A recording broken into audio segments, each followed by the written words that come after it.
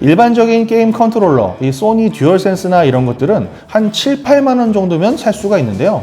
이런 하이엔드 컨트롤러는 20에서 40만 원대까지 가격대가 확 올라갑니다. 제가 오늘 준비한 레이저 라이즈 V3 프로 가격도 29만 9천 원. 이거 2개 살 돈이면 거의 기본형 플스5 본체를 살 수가 있어요. 그러면 이 비싼 하이엔드 컨트롤러는 왜 사는 걸까요? 한 번도 안 써본 사람은 있어도 한 번 써보면 다시는 그 일반 패드로는 못 돌아간다는 말이 있을 정도로 역차감이 큰 게 바로 이 컨트롤러입니다. 일단 나에게 딱 맞는 최적화가 가능하다는 점, 이 손으로 더 빠르게 정확하게 입력해야 하는 어떤 피지컬의 한계를 극복할 수 있다는 점이 일반적인 제품들과는 다른 차별화 포인트입니다. 그래서 이 레이저 라이즈 V3 프로는 어떤 특징이 있어서 이 하이엔드 컨트롤러라고 부르는 걸까요? 이 뛰어난 정밀도로 아주 미세한 조작에 유리하고 또 내구성도 뛰어난 TMR 아날로그 썸스틱을 썼고요. 또 액션 버튼과 D패드는 이렇게 딸깍거리는 느낌이 기분 좋은 기계식 스위치를 썼어요. 그리고 내 입맛대로 커스텀할 수 있는 이 분리형 백 버튼이 들어갔고요.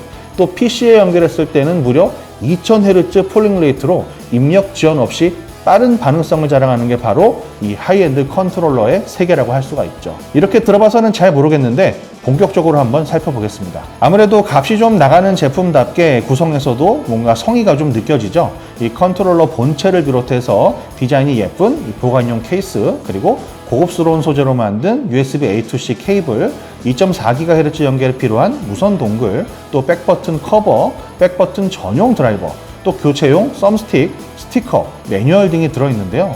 저도 리뷰 때문에 평소에 이 컨트롤러를 그냥 가방에 막 넣고 다니면은 이 스틱이 오랫동안 눌려있거나 좀 꺾이는 부분이 있지 않을까 신경이 쓰였는데 이런 전용 케이스는 좀 부럽네요. 역시 비싼 게 다르긴 다르다 싶습니다. 게임패드는 사실 다 비슷비슷한 크기에 왼쪽에는 방향키, 오른쪽에는 액션 버튼 이렇게 똑같아 보이지만 이 스틱 배치에서 먼저 차이를 보입니다.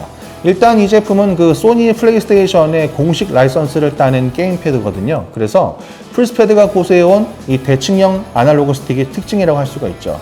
이 엑스박스 컨트롤러가 대표적인 비대칭 형태를 가지고 있는데 플스 유저라면 손에 딱 잡았을 때 이 익숙한 느낌이 아주 마음이 편해질 겁니다. 특히 이 아날로그 스틱은 이 TMR 센서가 적용된 조이스틱입니다. 이 비접촉식 센서이기 때문에 마모가 거의 없고요.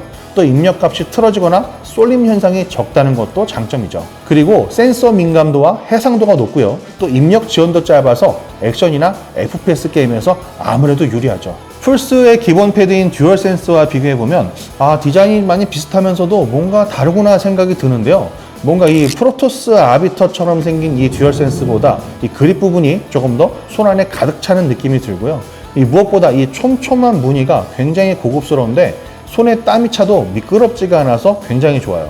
특히 중지와 약지로 이 후면에 있는 버튼들을 누를 때는 패드를 꽉 짚기가 어렵거든요. 그럴 때도 미끄러지지 않고 안정감이 느껴져서 저는 정말 만족했습니다. 이 소니 듀얼센스의 D패드는 네 방향이 분리된 타입이지만 이 레이저 라이즈 V3 프로는 대각선 입력이 좀 더 쉬운 8방향의 일체형 플로팅 타입을 적용했습니다.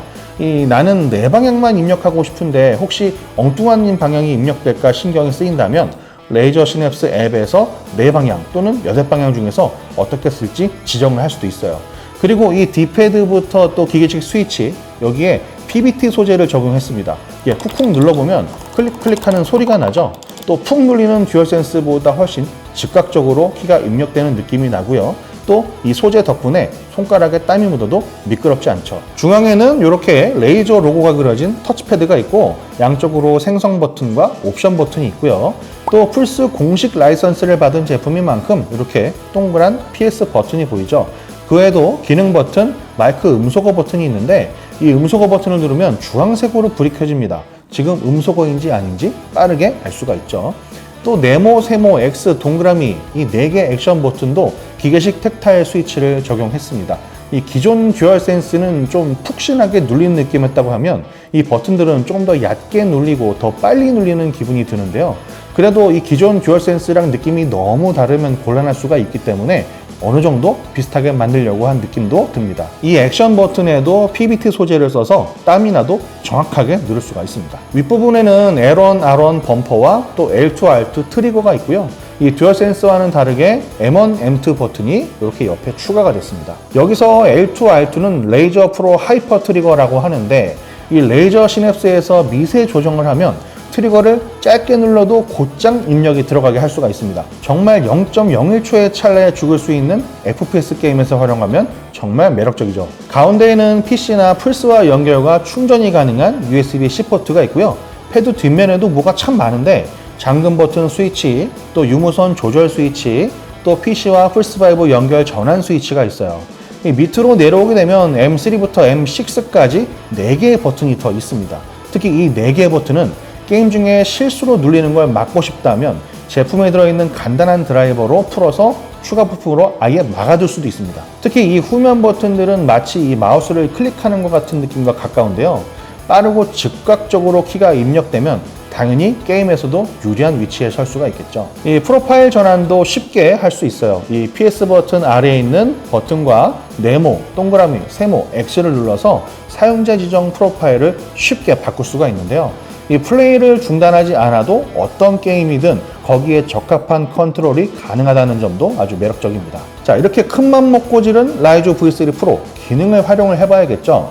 마침 이번에 새로 나온 콜 오브 듀티 블랙옵스 7을 제가 해봤는데요. 이 오른쪽 엄지손가락은 시점 조작 스틱 자리를 지켜야 하는데 이 쫄보인 저는 1초 단위로 엎드렸다 일어났다를 반복하거든요. 그래서 이 M4 버튼에 동그라미 버튼을 할당해 봤습니다. 이제 엄지손가락은 시점 조작 스틱을 딱 지키고 앉았다 일어났다를 이 이상한 손모양을 하지 않아도 쉽게 할 수가 있게 됐어요. 그리고 총을 몇 발 쏴보니까 이 트리거를 좀 깊게 눌러야 발사가 되는 것 같다 하는 느낌이 들었습니다. 저는 어린 친구들보다 손이 좀 느려서 남들보다 조금이라도 빨리 발사가 되어야 하거든요. 그래서 이 트리거 작동점을 가장 낮게 설정을 했죠. 그랬더니 이제는 이렇게 손만 얹어도 바로 발사가 되는 수준이 됐습니다. 이제는 좀 덜 죽을 수가 있을 것 같아요. 그리고 여러 가지 게임을 하다 보면 이 L3나 R3를 이렇게 눌러야 되는 조작이 많습니다. 이 조준경에서 숨을 참는다든지 이런 여러 가지 기능들이 있는데요. 사실 이 썸스틱은 꺾어서 조작되는 형태라서 이렇게 누르다가 조작에 오류가 있기도 하고요. 또 신경 써서 누르면 손가락이 금방 피곤해지기도 하거든요. 그래서 M5와 M6에다가 L3, R3를 할당해 봤습니다. 그랬더니 손가락도 진짜 편하고 좋더라고요. 요즘 제가 즐겨하는 게임이 이 고스트 오브 스시마인데요. 여기서는 이 슈퍼 센스를 발동하려면 이렇게 터치패드를 누르는 조작이 필요하거든요. 그런데 이 조작을 하려다가 의도치 않게 인사 동작, 이 피리 부는 동작 이런 게 잘못 나가는 경우가 있습니다. 그래서 M3 버튼에다가 이 터치패드를 할당하니까 조작 오류가 싹 사라졌죠. 이 게이밍교에 담긴 기능을 200% 활용할 수 있게 해주는 전용 앱 레이저 시냅스를 한번 보겠습니다. 이 컨트롤러 뒷면에 이 스위치를 PC로 그리고 유선으로 전환을 해주고 이 시냅스 앱을 켜면 곧바로 이 라이조 V3 프로가 인식되는데요. 이 커스텀 설정 메뉴에서는 유선 폴링 레이트를 250에서 500, 1000, 2000까지 설정을 할 수가 있어요. 이 D패드에서 상반되는 두 반대 방향을 동시에 눌렀을 때 어떻게 입력하고 싶은지 설정도 가능합니다. 그리고 이 십자키도 아까 설명했던 것처럼 4방향 또는 8방향 중에 고를 수가 있죠. 또 M1부터 M6까지 버튼에 어떤 기능을 리매핑할지도 여기서 정할 수가 있습니다. 이 트리거 탭에서는 이걸 아날로그와 디지털 중에 결정하고 또 입력 범위를 디테일하게 지정할 수도 있는데요. 또 트리거 작동점을 얕게 깊게 이렇게 미세한 조정도 가능하죠. 이 썸스틱 탭에서는 좌우 썸스틱 감도를 지정하고 또 이중 대두점 방지 기능, 또 클러치 감도 조절도 가능해요. 그리고 이 전원에서는 무선 절전 작동 시간을 정하고 이 보정 탭에서는 두 썸스틱의 재보정도 할 수가 있습니다. 자, 이렇게 해서 하이엔드 컨트롤러 신제품 레이저 라이조 V3 프로를 보셨는데요. 이 리뷰를 해본 저도 이제 기본 듀얼센스로 어떻게 돌아가나 걱정이 될 정도로 이 디테일하고도 강력한 성능을 보여준 게임패드였습니다. 이 하이엔드의 세계란 이런 거구나 알고 나니까 가격이 납득이 가는 것 같기도 한데요.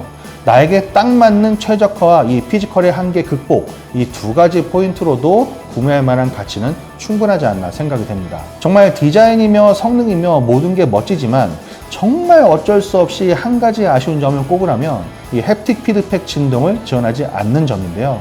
이 제품이 가고자 하는 방향성, 그러니까 이 신나는 게임 경험보다는 빠르고 정확한 조작감에 초점을 맞춘 e스포츠 선수를 위한 컨트롤러라는 점을 생각하면 그럴만도 하다는 생각도 듭니다.